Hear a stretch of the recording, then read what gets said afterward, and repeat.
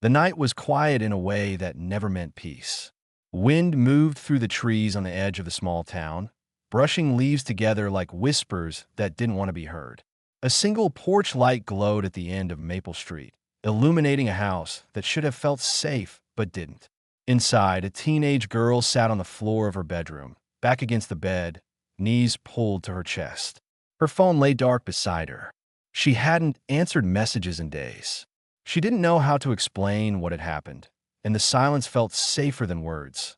Her parents were hundreds of miles away, tending to a dying relative. They called every night, their voices warm and loving, and she lied every time, telling them she was fine.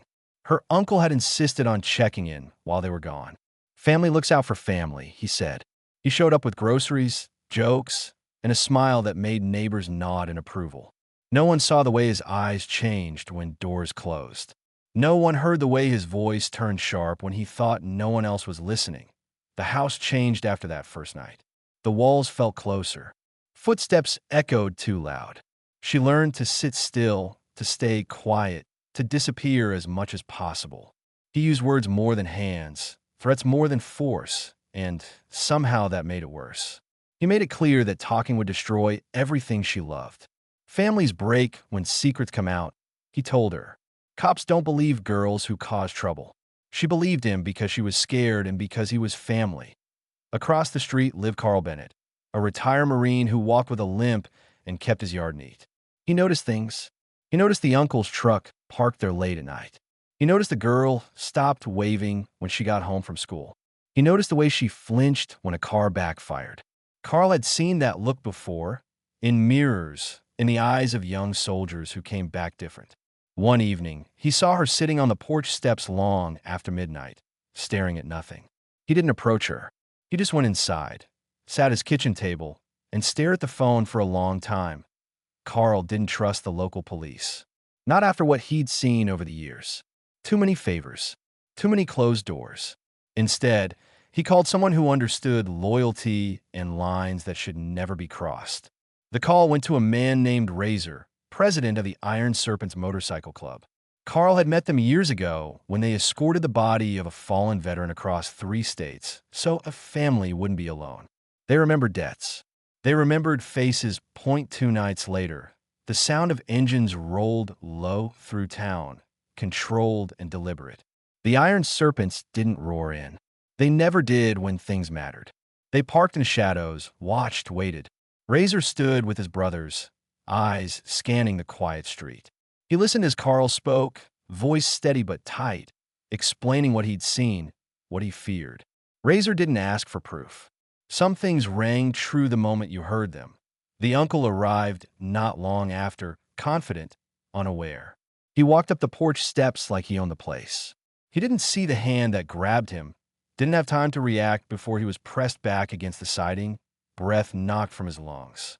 Razor's face was inches from his, calm and terrifying in its stillness. He told him to leave.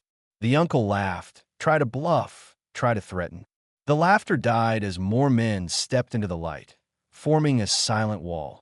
Before it could go further, red and blue lights cut through the darkness. A police cruiser rolled up fast. The uncle smiled again, relief flashing across his face. The officer stepped out, glanced at the bikers, then looked at the uncle with a nod that was too familiar. Razor saw it instantly. Predators recognized each other. Carl stepped forward, raising his phone. He spoke clearly, loudly, for everyone to hear. He said the call was live, that neighbors were watching, that recordings existed. He played a short clip through the phone speaker. The uncle's voice came through, cold and threatening, saying things no man should ever say. Doors opened up and down the street. People stepped onto porches, phones in hand. The officer froze, color draining from his face. Internal affairs arrived before the situation could be buried. The uncle tried to run. He didn't get far. When the cuffs snapped shut, something shifted in the air like a storm breaking. Inside the house, Razor knelt a safe distance from the girl, keeping his voice low, his presence steady. He told her she was safe now. She didn't answer at first. Then the tears came, shaking and unstoppable. No one rushed her. No one told her to be strong. They just stayed, The days that followed were loud and messy. News trucks lined the street. Rumors flew. The uncle's lawyer appeared quickly, smiling, dismissing everything as misunderstandings. The officer from that night was quietly put on leave. It looked for a moment like the system was doing what it always did. Carl felt that old anger rise again, the kind that had followed him home from war. The iron serpents didn't leave town. They didn't threaten anyone. They watched. They listened. They followed money trails and whispered connections. What they found was worse than they expected. The uncle had a pattern. There were others. Some had stayed silent. Some had run. One had died years earlier under circumstances no one had questioned hard enough. Razor gathered his brothers in an abandoned warehouse on the edge of town. He told them this wouldn't be handled with fists. It would be handled with truth, clean and undeniable.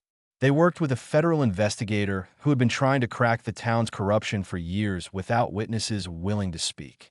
Now, there were witnesses that a charity fundraiser filled the town hall that weekend, packed with donors and cameras. Halfway through the evening, the doors opened and a line of veterans walked in, medals catching the light. Behind them came bikers in plain clothes, faces calm. The room quieted. Carl stepped to the microphone and spoke about protecting the innocent, about silence, about accountability. Screens lit up behind him with timelines, names, audio clips. Gasps rippled through the crowd. Federal agents entered from the side doors. The corrupt officer was brought in, already cuffed, shouting accusations as he was led past the uncle. Cameras captured everything. There was no escaping it now. The town watched its illusions fall apart in real time. The trial stretched on for months. The defense attacked credibility, memory, character. Survivors took the stand anyway. The girl testified, voice shaking at first, then stronger. She told the truth. The jury listened. Outside the courthouse, bikers and veterans stood together in quiet support, a line that didn't need words.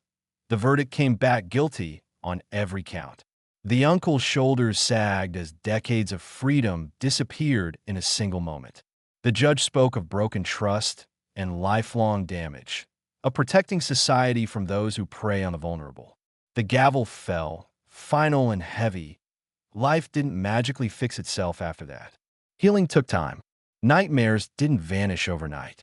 But the girl went back to school. She laughed again, slowly. She joined others who understood. She learned that what happened didn't define her worth. One afternoon, a small package arrived with no return address.